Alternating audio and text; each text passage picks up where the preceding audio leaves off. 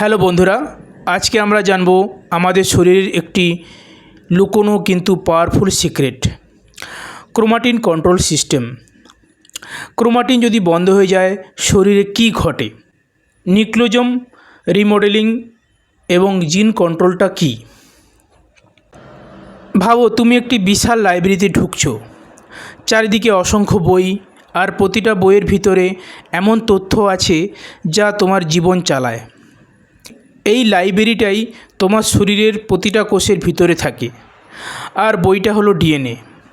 এখানে লেখা আছে কোন প্রোটিন তৈরি হবে, কোষ কখন ডিভাইড করবে, শরীর কিভাবে রেসপন্স করবে, সব কিছু।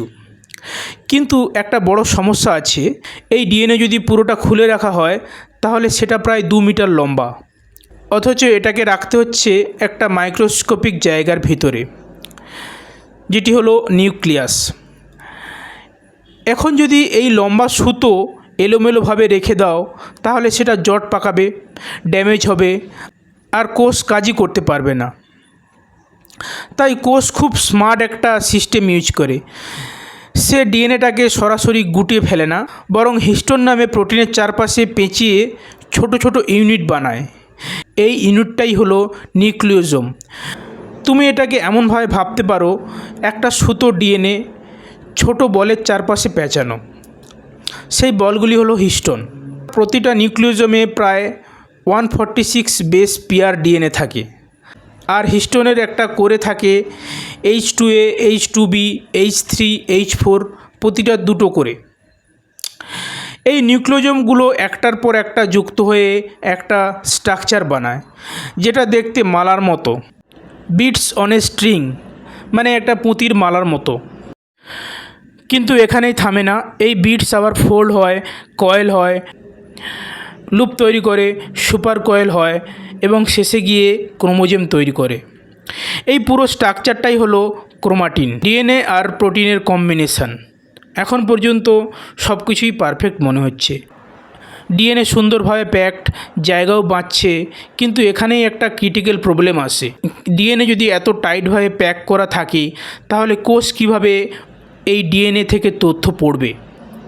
মনে রেখো, জিন কাজ করতে হলে ডিএনএটা অ্যাক্সেসিবল হতে হবে, কিন্তু ডিএনএ যদি পুরোটা লুকিয়ে থাকে তাহলে কিছুই সম্ভব না। তাই কোষকে একটা ব্যালেন্স মেনটেন করতে হয়।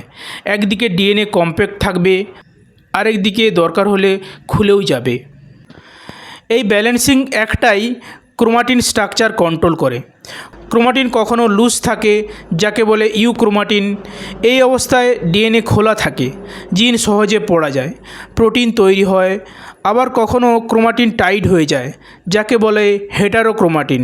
এই অবস্থায় ডিএনএ লুকিয়ে যায় এবং জিন চুপ হয়ে যায়। এখন প্রশ্ন, কোষ কীভাবে এত নিখুঁতভাবে ডিসাইড করে কোন জায়গায় ডিএনএ খোলা থাকবে আর কোন জায়গায় বন্ধ থাকবে? এখানেই আসে 3টি পাওয়ারফুল মেকানিজম, যেগুলো পুরো জিন এক্সপ্রেশন কন্ট্রোল করে। প্রথমটা হলো হিস্টোন মডিফিকেশন। হিস্টোন প্রোটিনের যে টেল অংশ থাকে সেখানে বিভিন্ন কেমিক্যাল গ্রুপ যোগ বা বাদ দেওয়া হয়। এর মধ্যে সবচেয়ে গুরুত্বপূর্ণ হলো অ্যাসিটাইলেশন। এখানে হিস্টোনের টেলে অ্যাসিটাইল গ্রুপ যোগ হয় HAT এনজাইম দ্বারা। তখন হিস্টোনের পজিটিভ চার্জ কমে যায়, ডিএনএ নেগেটিভ চার্জ হওয়ায় দুটোর অ্যাট্রাকশান কমে যায়, ফলে ডিএনএ একটু ঢিলে হয়ে যায়। নিউক্লিওজোম স্ট্রাকচার রিল্যাক্স হয় আর জিন পড়া সম্ভব হয়। তখন জিন অন হয়ে যায়। অন্যদিকে ডিঅ্যাসিটাইলেশন হয় HDAC এনজাইম দ্বারা।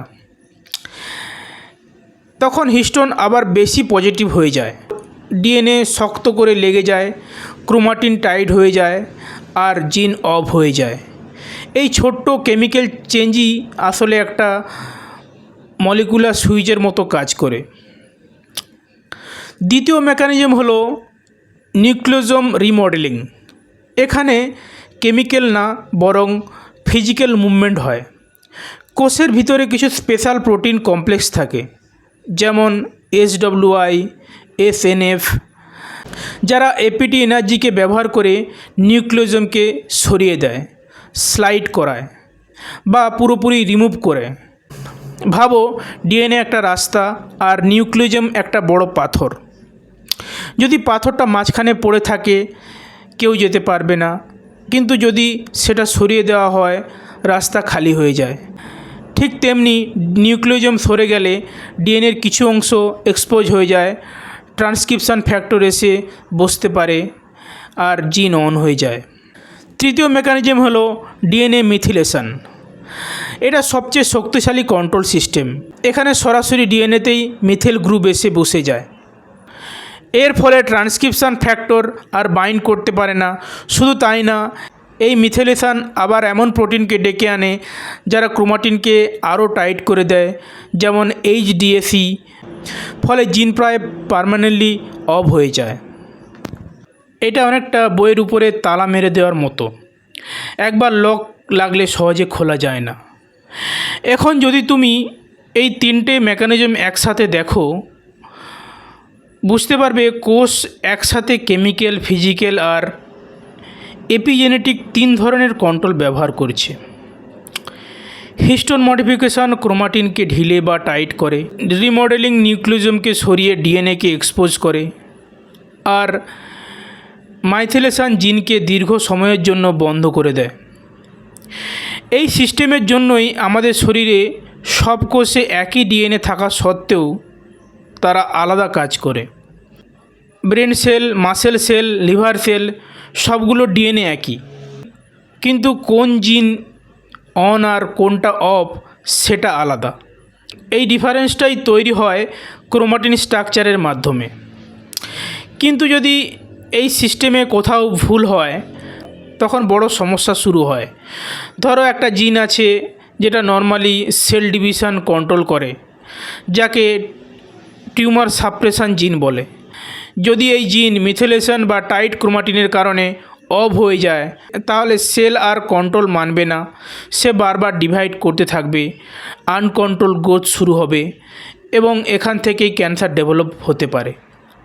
সবচেয়ে গুরুত্বপূর্ণ বিষয় হলো এখানে ডিএনএ সিকোয়েন্স চেঞ্জ না হলেও সমস্যা হতে পারে, শুধু ক্রোমাটিনের স্ট্রাকচার চেঞ্জ হলেই ডিজিজ হতে পারে। এই কনসেপ্টটাই এপিজেনেটিক্স, মানে জিনের বিহেভিয়ার চেঞ্জ হচ্ছে কিন্তু ডিএনএ সিকোয়েন্স বদলাচ্ছে না। আজকের সায়েন্স এই নলেজ ইউজ করে নতুন ট্রিটমেন্ট তৈরি করছে। কিছু ড্রাগ হিস্টোনকে আবার অ্যাসিটাইলেট করে ক্রোমাটিন খুলে দেয়, কিছু ড্রাগ মিথিলেশন কমিয়ে জিনকে আবার অন করার চেষ্টা করে, মানে যে জিন বন্ধ হয়ে গেছে তাকে আবার চালু করার চেষ্টা করা হচ্ছে। শেষে একটা জিনিস মনে রাখার মতো, ডিএনএ নিজে শুধু একটা ইনফরমেশান স্টোরেজ, কিন্তু সেই ইনফরমেশান ব্যবহার হবে কি না, কখন হবে, কতটা হবে, সব কিছুই কন্ট্রোল করে ক্রোমাটিন স্ট্রাকচার। তাই সবচেয়ে পাওয়ারফুল লাইন হলো ক্রোমাটিন ওপেন থাকলে জিন কাজ করে আর ক্রোমাটিন বন্ধ থাকলে জিন চুপ হয়ে যায়। আর এই কন্ট্রোলটাই লাইভ আর ডিজিজের মধ্যে পার্থক্য তৈরি করে। তো এখানে আমি ভিডিওটি শেষ করছি। ভিডিওটি কেমন লাগলো সবাই জানাবেন, তো কমেন্ট বক্সে কমেন্ট করবেন এবং চ্যানেলটিকে সাবস্ক্রাইব করে দিবেন পরে ভিডিওগুলি পাওয়ার জন্য। ধন্যবাদ।